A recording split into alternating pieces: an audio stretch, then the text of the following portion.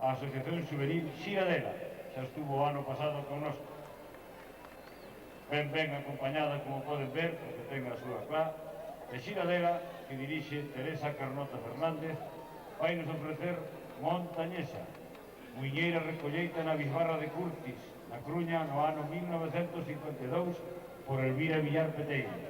A coreografía é popular, con ritmo máis vivo e puntos máis saltados que noutras muiñeiras, sendo o movimento das mulleres semellante aos dos homens.